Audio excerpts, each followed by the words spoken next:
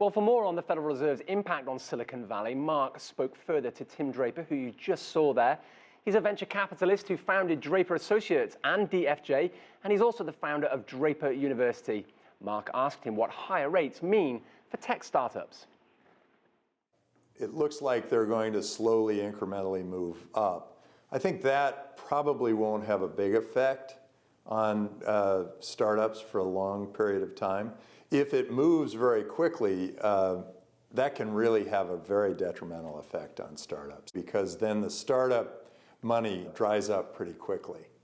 The big companies start to hunker down, liquidity gets tighter, it gets harder for startups. But I think if they do it in a nice incremental way, that won't affect us as much. You've seen the internet bubble burst before, especially in 1999, 2000. Interest rates went up during that time. Is it different this time around?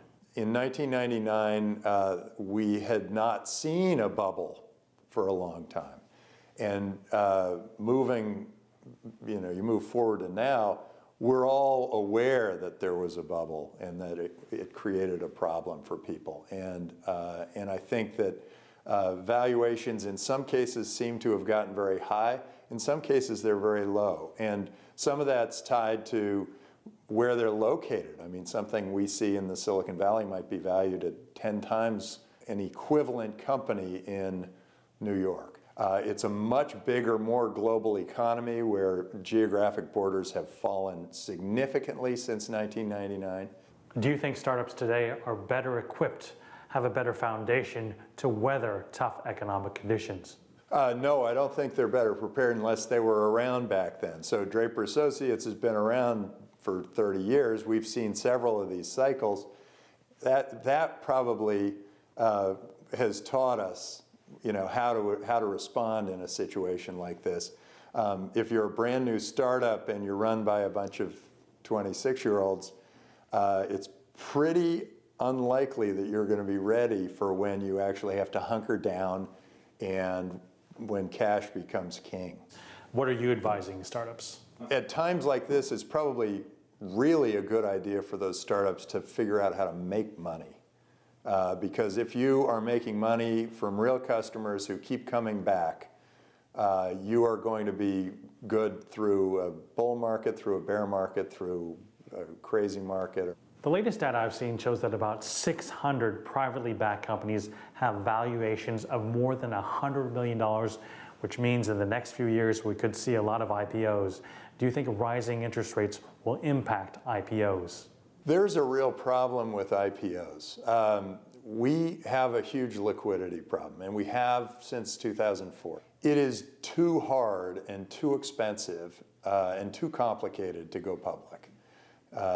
That's why a Facebook that was private was valued higher than a Facebook that was public, because they didn't have to spend $5 million a year just to stay public. Lots of great companies are out there, and they don't want to go public because they know it's so expensive. And they would much rather have privately tradable shares.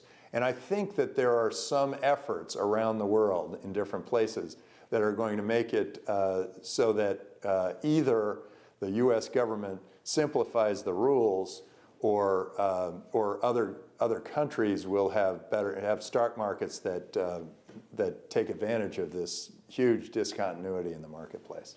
You're a heavy investor in Bitcoin technologies. How would Bitcoin be affected by rising interest rates? Bitcoin actually creates liquidity that is not otherwise available in fiat currencies.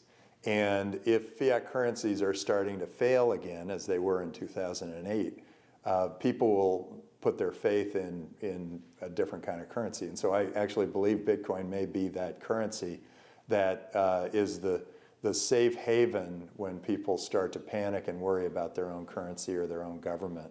On a scale of 1 to 10, with 10 being extremely worried and 1 being not worried at all, where do you rate interest rates? Oh, right now it's a 2. I'm not really particularly worried about it. I think we've got good times ahead.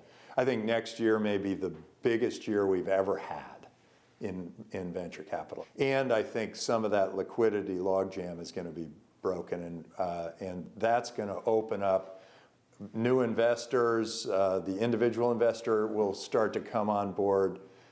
People will be able to build businesses, employ people, create jobs, create wealth.